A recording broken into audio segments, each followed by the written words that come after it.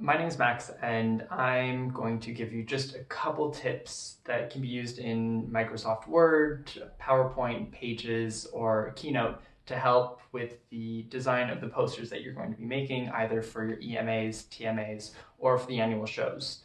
These are some just sort of graphic design or communication design basics on some of the rules that you should follow to make it really easy and enjoyable for the audience to really get to appreciate your projects. It's divided into three sections. We're going to talk about blocking, text, and the actual content and how to organize it. So we'll jump right in. First is blocking. Now, what that means is the way that you're dividing and setting up your page. You should think that there are four major things. There's division, alignment, spacing, and margins. Division is how you divide up your page. So the best thing to use is either just a grid like a table or some grid lines that will separate the page out and help you sort of organize and orient everything and all the content that needs to go in. You want to consider maybe a rule of thirds. That's often quite useful in photography, and it can work very well in the case of a poster. Next is alignment. I cannot stress this enough, but align everything. Have your texts on a beautiful little line. Like, make sure that nothing's just disjointed or disaligned. Like, it doesn't work, and your eye spots it right away. Your eye may not spot it at that moment, but people who do look at posters a lot, or people who do have to appreciate these or evaluate these, will see it right off the bat. So just make sure that things are aligned. Look at the top lines of where your title is and where your first image is. Make sure that those are either the same or that your image matches with your body of text. And just make sure that everything is really clean and consistent. Next is spacing. Let everything breathe. Just give everything as much space as it needs to. You don't need to overfill your poster with information that isn't needed or with a title that's too big, with too many photos. Less is more in a lot of ways. Just, a nice beauty shot, a title and some text. You don't need to put logos. You don't need to put extra photos of like the grass or some details on the materials. Like, you usually don't need those things because they'll be already embedded in the photo. That being said, there's always exceptions, but the rule of thumb is just like let everything have quite a bit of space. And one of the ways that you can calculate that is with the last part of blocking, which is margins. Stay very consistent with the spacing that you allow different sections to have. This is especially true in photos. So if you have photos that are side by side or that they're juxtaposed sort of in a way, you need to make sure that the spaces between those photos, both on the verticals and on the horizontals, are the same, because then it really just has a consistent look and it really ties everything together. It doesn't make anything feel out of place or stick out in the wrong ways. The same goes for the spacing that you'll give between a title and the body of the text. Stay consistent with that, which leads us to the next point, text. So text has four major points: the font, the weight that you use, the color that you choose, and the paragraphs and the way that they're divided up. So when it comes to font, there's two major types of font. There's serif and sans serif. That sounded horrible. Sans serif. Serif is seen in Times New Roman. It is the little sort of legs that happen at the bottom and top of different letters. That's really useful in print, so when reading a book, because it creates sort of an invisible line to keep your eye on the same trajectory.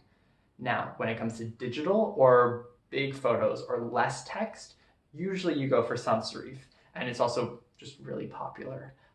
Things like Helvetica Neue, Helvetica, Arial, Tahoma is quite useful, Lato, and like Google Fonts has like quite a bit of cute ones as well, so you can look around with that, but also just like with the same idea of blocking, like stay simple. Don't go wild with the font if you don't need to. And your idea should be able to communicate the feelings that you have. You don't need to use like Comic Sans to talk about the fact that it's fun. Next is weight. Rule of thumb, pick 3 maximum. So that'll mean maybe the titles will be in a 18 bold Helvetica Neue. Then the subtitles will be in a 14 in bold, and then the body will be in a 14 also, but in regular. So you'll just want to stick to those three. Next is color. Now, when it comes to text, preferably smaller text, you just use black. It's a nice contrast, especially on a white background or a light colored background. Just using black is really simple. If you have bigger bolded letters or just bigger letters, you can use white with darker backgrounds. But again, it's just like keeping that contrast available. And if you're gonna use color, I would, first of all, stay away from color when it comes to the body of the text, like never do that. But otherwise, if you do want to use color, you can sometimes use it for accents, so that's quite smart.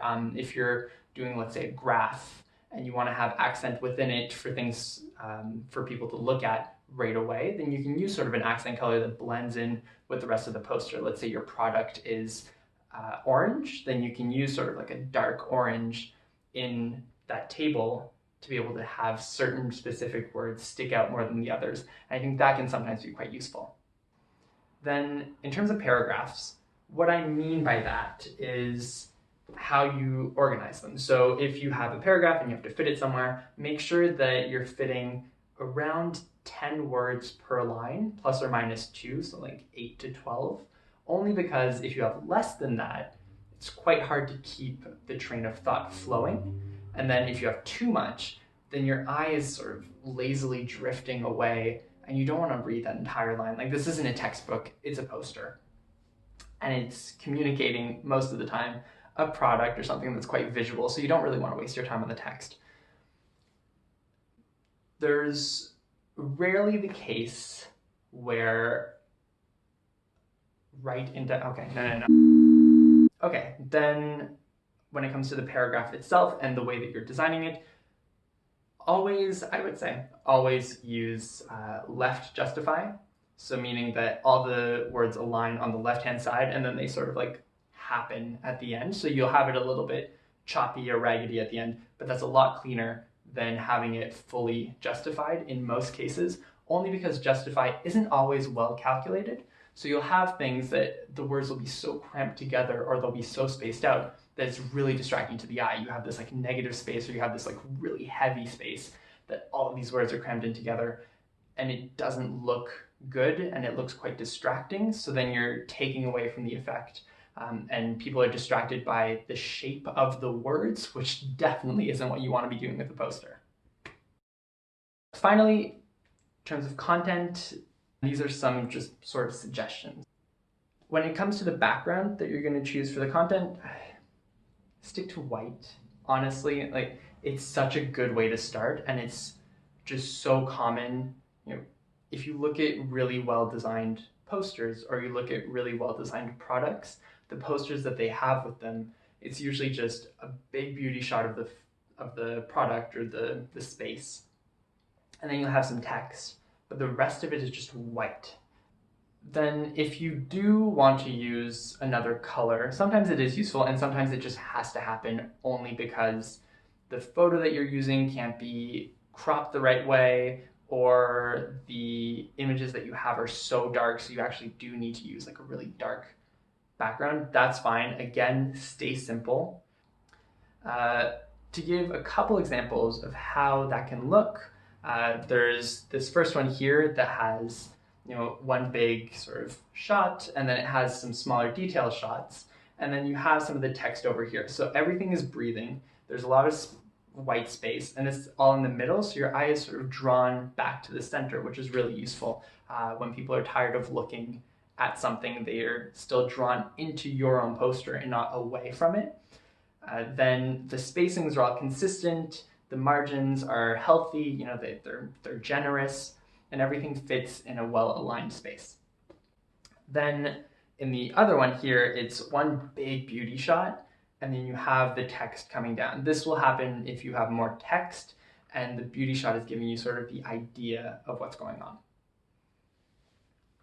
And then finally, this one, it doesn't have borders, so the images are actually free-flowing in the space. This can be quite useful to like set a tone. It's also quite nice to have when you're doing sketches. So instead of having your sketches sort of blocked in they take over the page. In other cases, when it comes to like sales, you can have that photo and then that's really, the photo is everything, but then the text is just this additional bit of information that might be useful. When it comes down to the basics, that was a lot of information.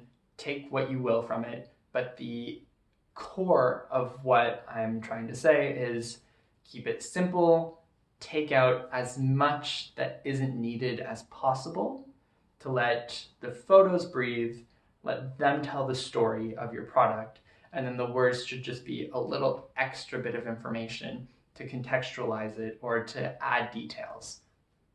Prioritize just white space. It's fine. No one's going to think you didn't do your job. Really, less is more in the case of communicating effectively your design ideas. You really just want the direct